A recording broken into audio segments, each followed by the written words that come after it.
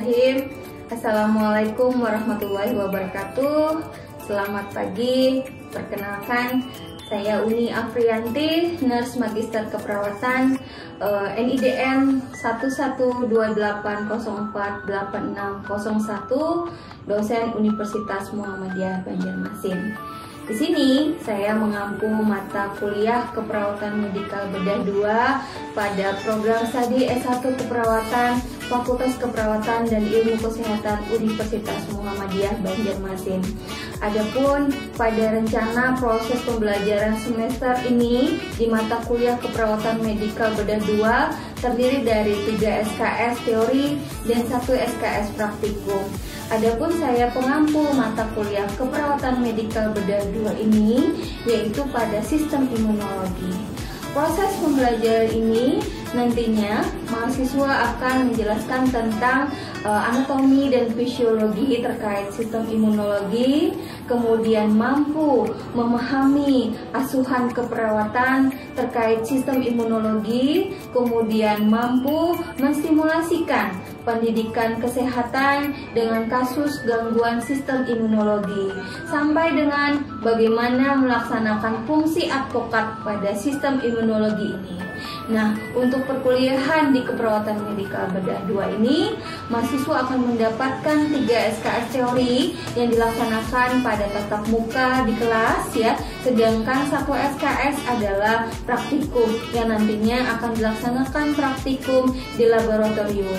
Adapun praktikum yang akan kami laksanakan pada sistem imunologi ini adalah pemberian atau tata cara bagaimana persiapan dalam pemberian obat kemoterapi. Dan kemudian praktikum selanjutnya yaitu tentang manajemen nyeri.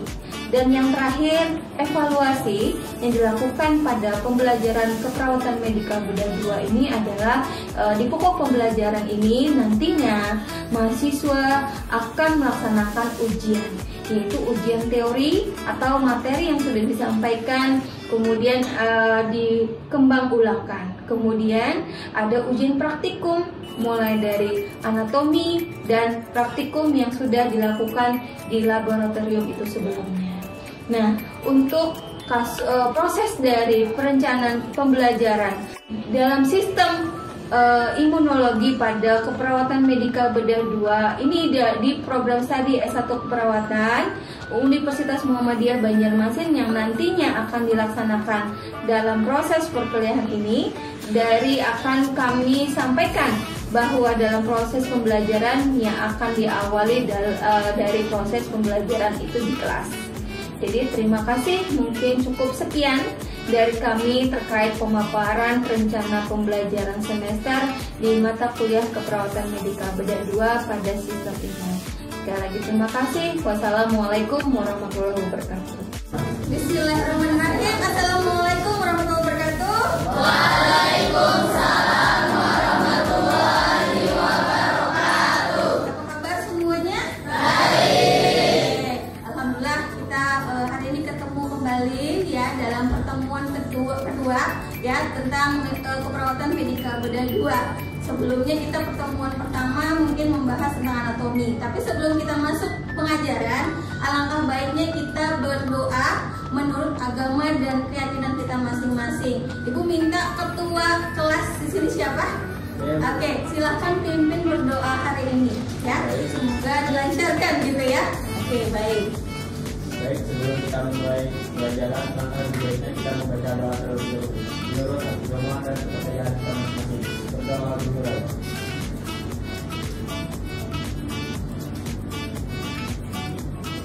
Berdoa selesai. Oke, terima kasih Ketua Suwandi. Ya, jadi hari ini kita pertemuan kedua dengan keadaan sehat walafiat ya semuanya ya. Oke, baik. Ada yang sudah mengisi absen atau belum semuanya? Belum ya? Belum, nanti setelah ini isi absensi ya supaya kehadirannya lengkap. Baik, hari ini kita akan belajar tentang imunologi yang sudah kita janjikan sebelumnya ya. Tentang kemarin adalah paparan tentang anatomi fisiologi dari sistem imun. Nah, masih ingat nggak yang pertemuan pertama kemarin kita membahas sistem anatomi fisiologi dari sistem imun. Ini Ibu cantumkan gambar, ya kan? Gambar tentang anatomi fisiologi yang berhubungan dengan sistem imun. Ada yang angkat tangan nggak yang bisa menjawab apa ini kira-kira? Masih ingat? Silakan. Baik. Itu siapa namanya? Nama orang Ya. Oke, betul. Beri aplaus dulu.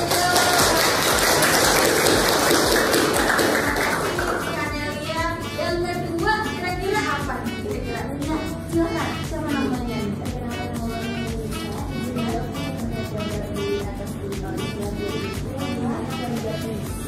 Betul sekali. Beri aplaus.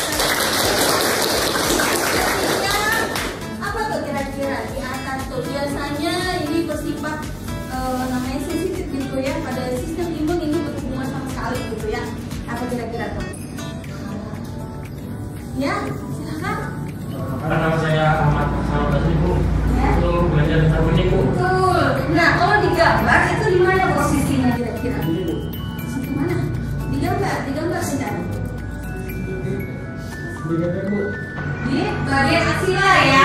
Oke, baik. Beri aplaus dulu. Kira-kira di gambar di sini karena femur ya, posisinya femur atau bagian paha siapa kira-kira? Kenapa dia di situ? Ya, silakan. Satunya perkenalkan, saya tidak tahu dia ingin jawab. Pada gambar itu tercoba di situ sumsum tulang. Betul, sumsum tulang. Kenapa yang paling bawah? Karena itu adalah sumsum tulang yang paling besar yang berada di tubuh kita. Yang pastinya di femur atau di paha gitu ya. Baik, berarti semuanya sudah pintar nih di kelas ini ya. Beri aplaus dulu untuk semua. Nah, mengenai masalah imunologi, di situ ada sebelum kita menjauh ya, menjauh semuanya tentang nanti ada gangguan-gangguan pada sistem imunologi, kemudian ada penyakit-penyakit imunologi. Kita harus tahu pengertiannya dulu ya. Pengertian dari imunologi sebelum kita melihat di situ. Ada yang bisa jawab nggak? Kenapa imun itu terjadi pada manusia ataupun hewan? Kira-kira ada yang bisa jawab nggak? Kenapa terjadi pada hewan maupun pada manusia itu sendiri? Karena pada dasarnya hewan dan manusia itu adalah sama-sama memiliki apa?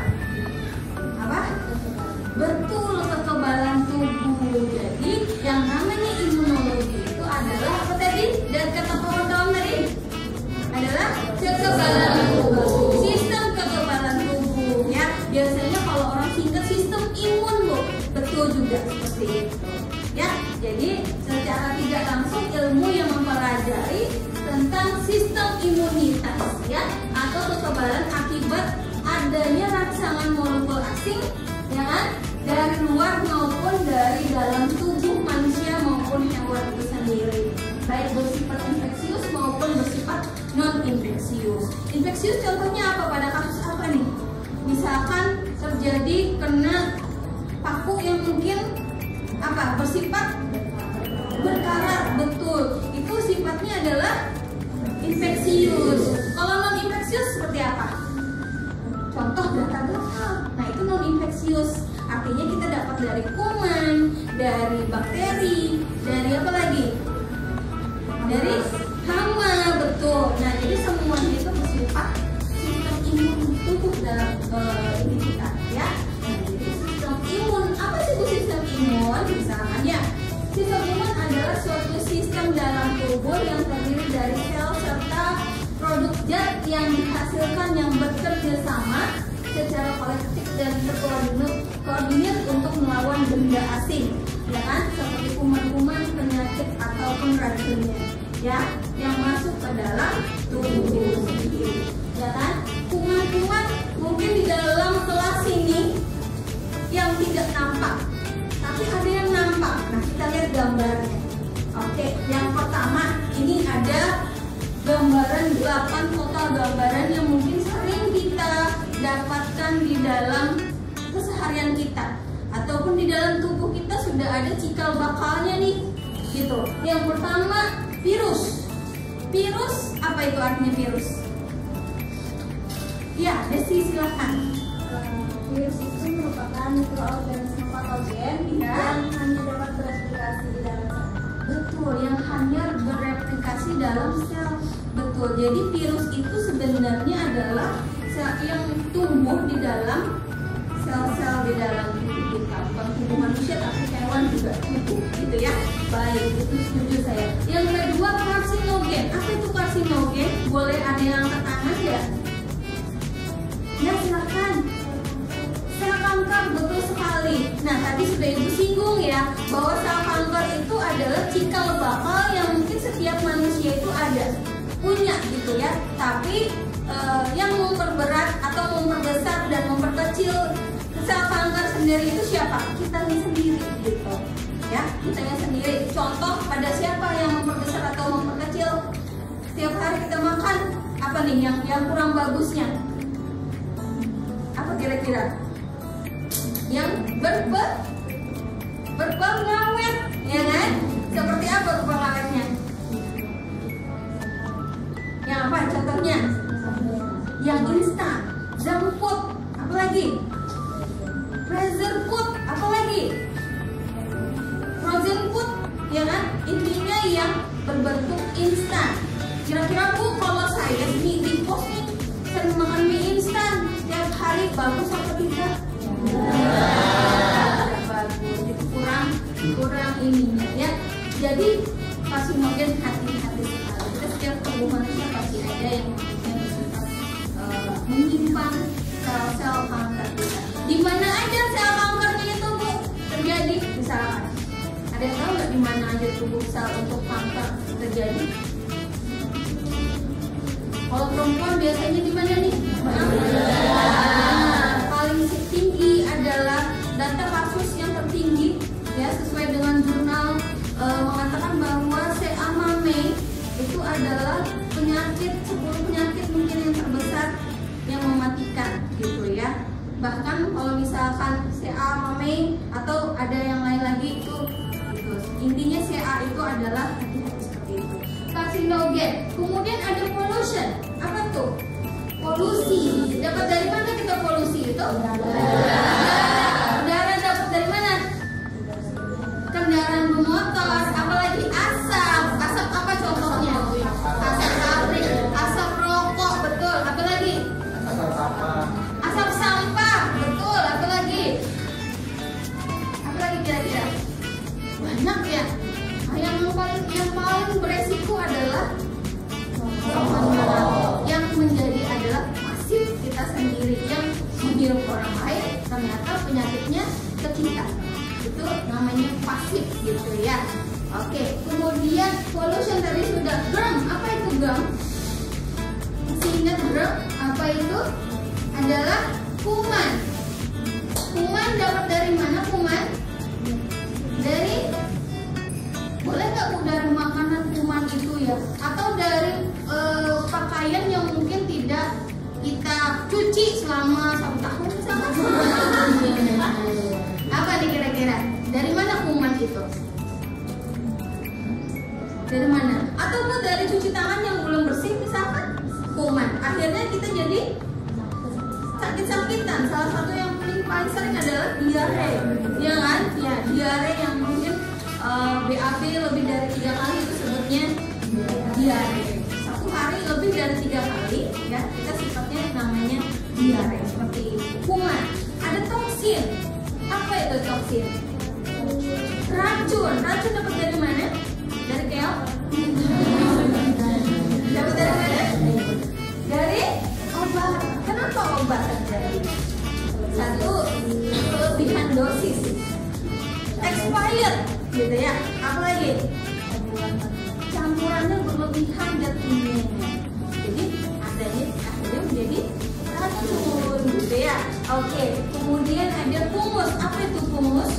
Jamur. Dapat dari mana jamur?